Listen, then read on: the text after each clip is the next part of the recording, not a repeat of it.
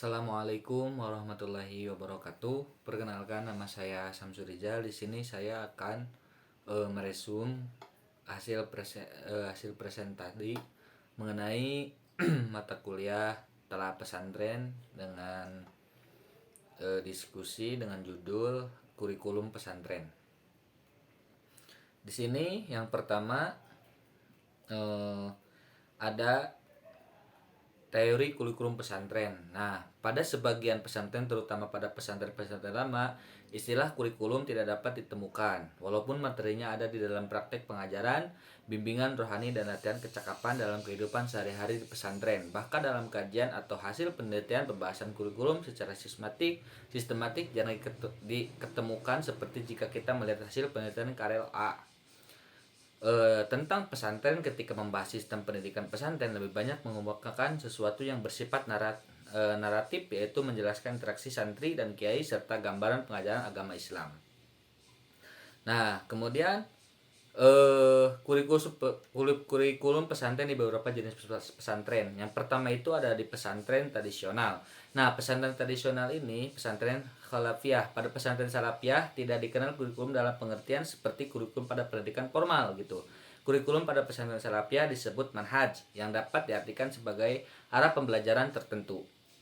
Manhaj pada pondok pesantren Salafiyah ini tidak dalam bentuk jabaran silabus, tetapi berupa funun, kitab-kitab yang diajarkan pada para santri. Kemudian ada pesantren modern. Nah, pesantren modern ini madrasah atau sekolah yang diselenggarakan di pondok pesantren menggunakan kurikulum yang sama dengan kurikulum di madrasah atau sekolah lain yang telah dibakukan oleh Kementerian Agama dan Kementerian Pendidikan Kebudayaan.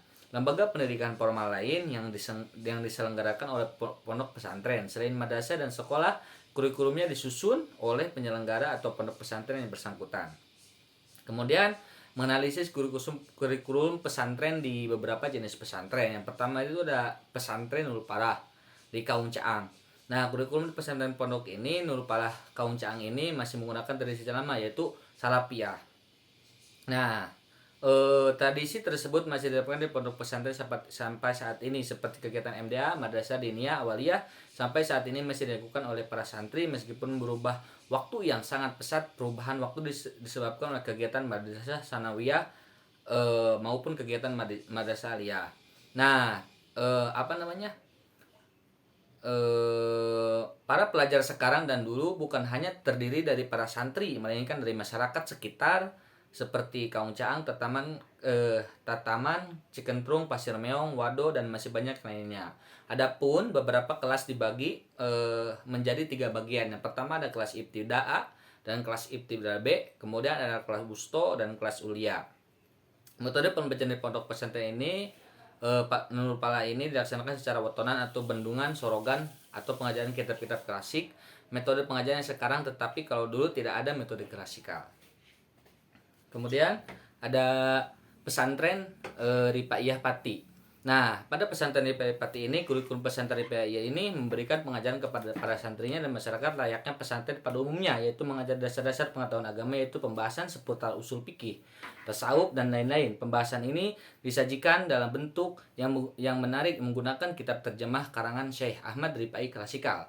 Orang awam sering menyebutnya dengan kitab Arab Pegon, yaitu kitab klasik yang ditulis dengan huruf tetapi berbahasa Jawa Melayu. Seiring dengan perkembangan zaman, pesantren Rifaiyah harus merekomendasikan tuntunan kemajuan dan pendidikan, baik itu tuntunan persekolahan umum atau mengenai sistem pendidikan nasional. Kemudian pesantren Rifaiyah ini harus rekomendir tuntunan masyarakat serta tidak menghilangkan keunikannya sebagai pesantren tarajumah yang mempunyai keunikan tersendiri. Mungkin itu saja yang dapat saya sampaikan, kurang lebihnya mohon dimaafkan. Wassalamualaikum warahmatullahi wabarakatuh.